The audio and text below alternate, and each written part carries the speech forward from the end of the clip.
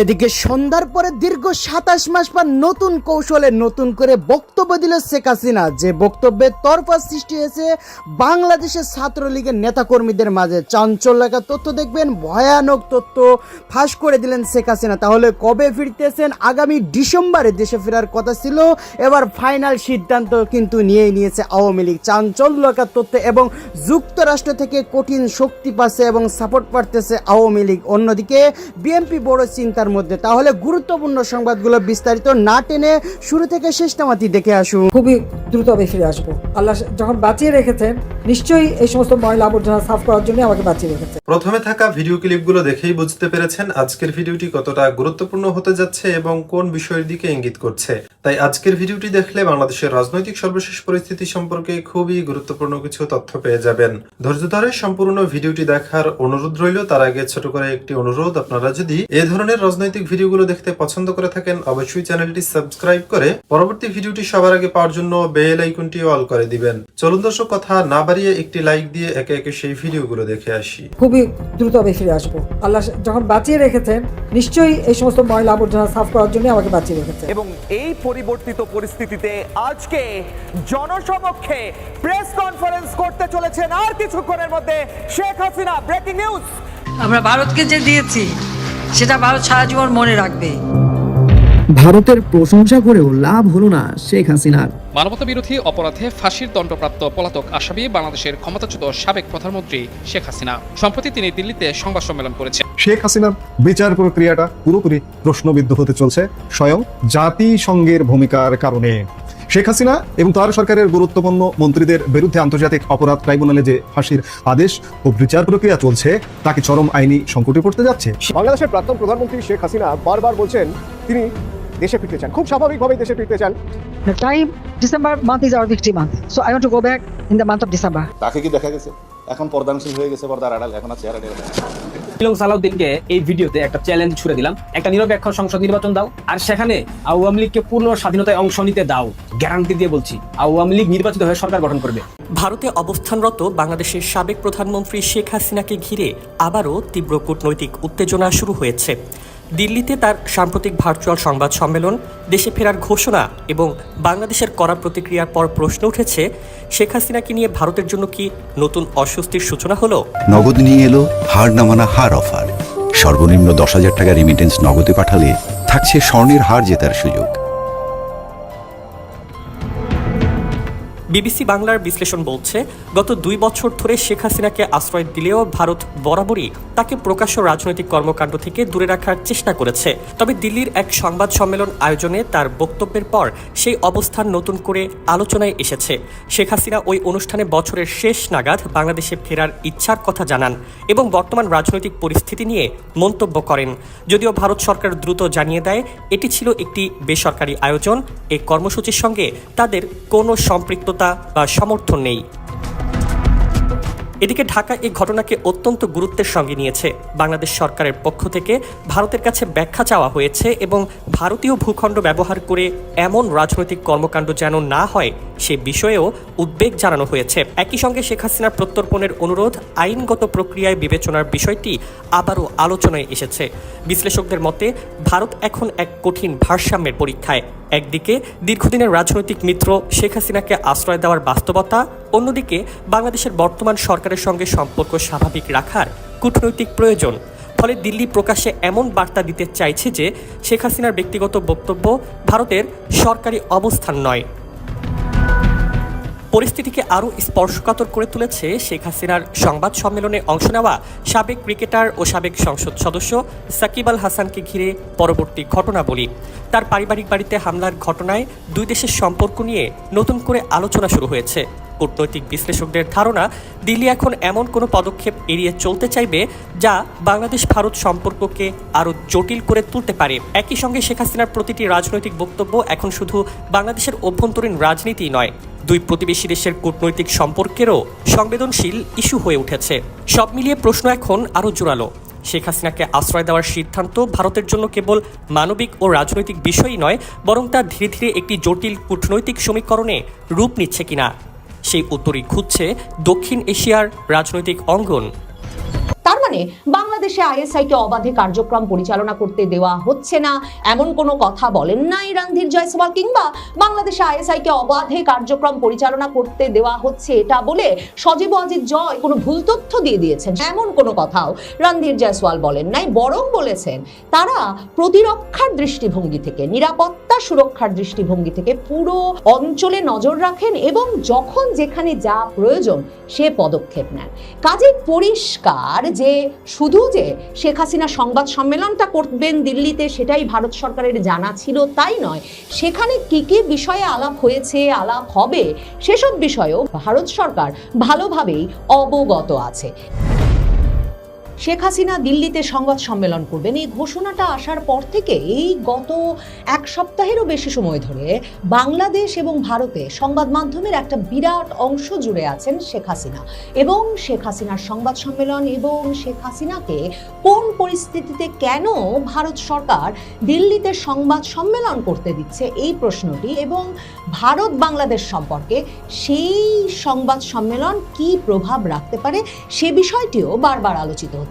দিল্লির সংবাদ সম্মেলনটি হয়ে যাওয়ার পরেও যে এ আলোচনা এবং এ নিয়ে তর্ক বিতর্ক থামে নাই তার প্রমাণ যে ভারতের পররাষ্ট্র মন্ত্রণালয়ের মুখপাত্র রণধীর জয়সওয়াল পররাষ্ট্র মন্ত্রণালয়ের তরফে প্রতি সপ্তাহে যে ব্রিফিংটা করেন সেই নিয়মিত ব্রিফিংটায় গতকালকেও আবারও শেখ হাসিনার সংবাদ সম্মেলনটা নিয়েই অন্তত 3 জন সাংবাদিক সরাসরি প্রশ্ন করেছেন পররাষ্ট্র মন্ত্রণালয়ের মুখপাত্র রণধীর জয়সওয়ালকে।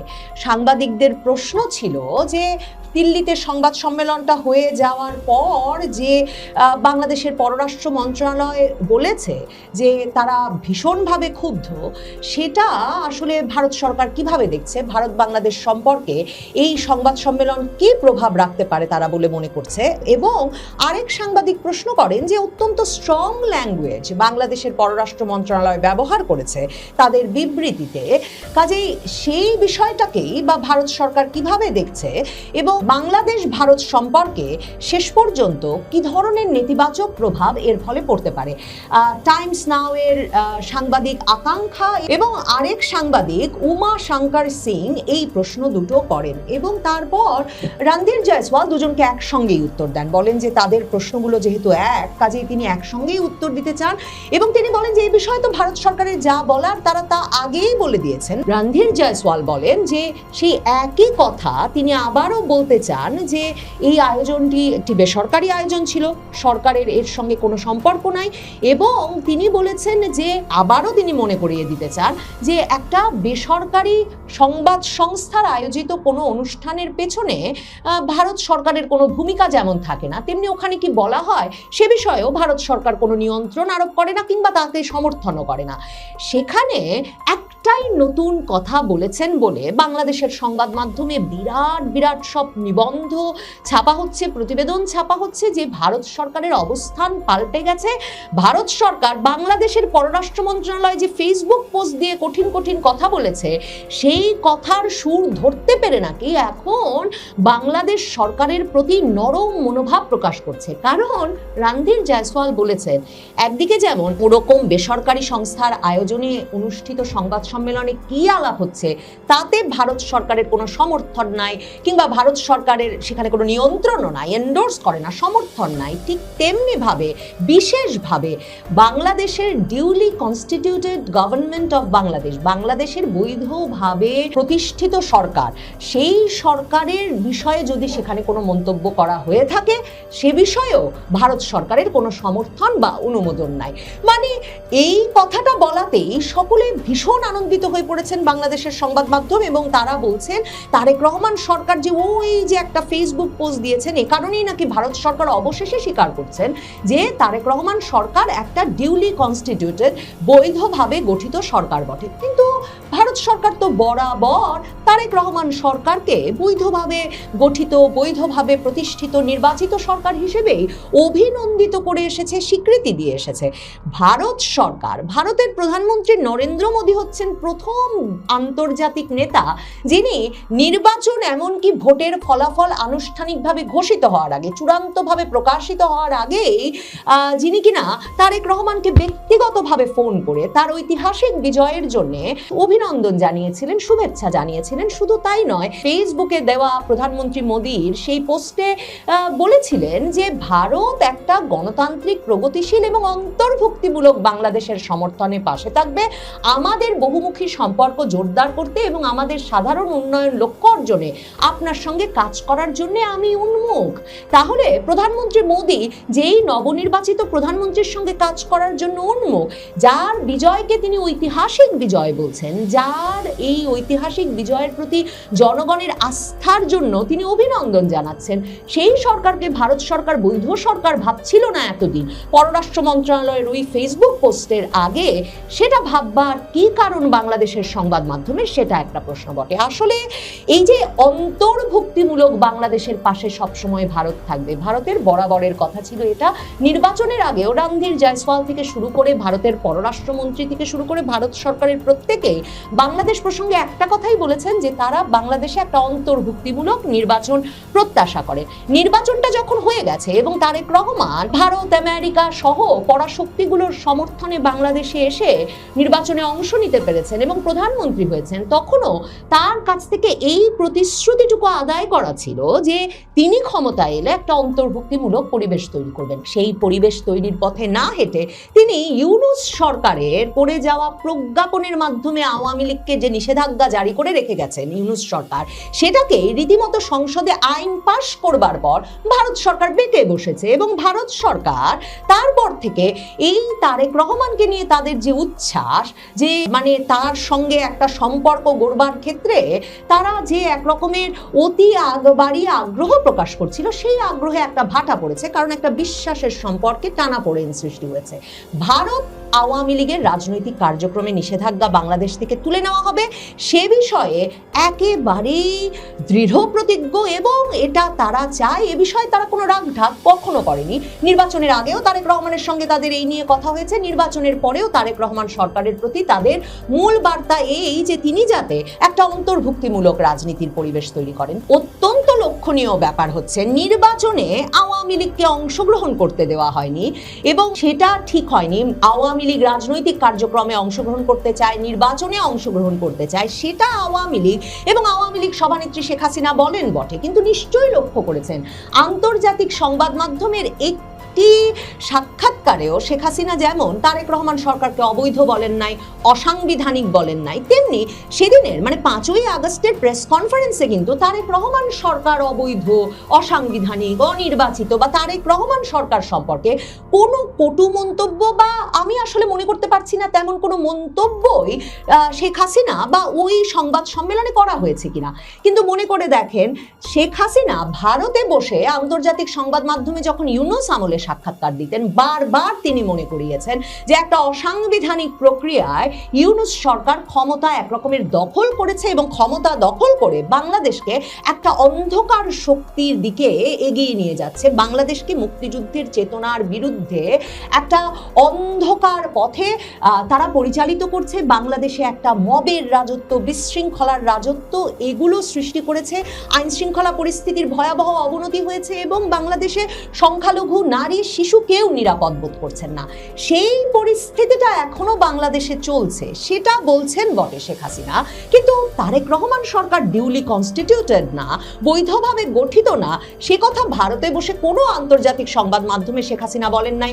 এই নির্বাচন তিনি মানেন না এমন কোনো মন্তব্য কখনো তিনি করেন নাই। কাজেই এই যে বলা হচ্ছে শেখ হাসিনা ভেনোমাস ভিট্রিয়াল করেছেন বাংলাদেশের পররাষ্ট্র মন্ত্রণালয়ের ফেসবুক পোস্টে, মনে রাখতে হবে রণধীর জয়সওয়াল কিন্তু সেই ফেসবুক পোস্ট সম্পর্কেও কোনো মন্তব্য করেন নাই, কারণ আরেক দেশের মন্ত্রণালয় ফেসবুকে কি পোস্ট করলো সেটা খুব স্বাভাবিকভাবেই কোনো আলোচ্য বিষয় হতে পারে না এবং সেই কারণেই রণধীর জয়সওয়াল সেই ফেসবুক পোস্টের স্ট্রং ল্যাঙ্গুয়েজ কিংবা কি ধরনের প্রভাব ফেলবে দ্বিপাক্ষিক সম্পর্কে এসব বিষয়ে মন্তব্য করা এড়িয়ে গেছেন। কিন্তু ওই যে বাংলাদেশ সরকার বলছে যে শেখ হাসিনা ওই এবং তার অনুচরেরা, তার হেঞ্চম্যানেরা ওই সংবাদ সম্মেলনে বসে ভেনোমাস ভিট্রিয়ল করেছেন, সেখানে একটা সুনির্দিষ্ট প্রশ্ন যেটা নিশ্চিতভাবে বাংলাদেশ সরকারের গায়ে লেগেছে, সে প্রশ্নটা কিন্তু এক সাংবাদিক করেছিলেন রণধীর জয়সওয়ালকে। রণধীর জয়সওয়ালকে সাংবাদিক প্রশ্ন করেছিলেন এই সংবাদ সম্মেলনে, যে নিউজ 18 ইন্ডিয়ার সাংবাদিক নীরজ, তিনি প্রশ্ন করেছিলেন যে শেখ হাসিনার সংবাদ সম্মেলনে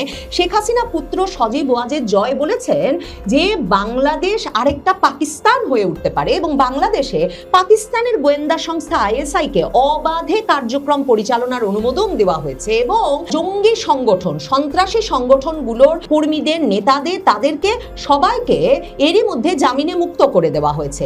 এটা কি ভারতের জন্য কোনো বিশেষ উদ্বেগের কারণ? ভারত কি এটা সমর্থন করে? এন্ডোর্স দিস, আবারও এন্ডোর্স শব্দটা ব্যবহার করেছে পররাষ্ট্র মন্ত্রণালয়।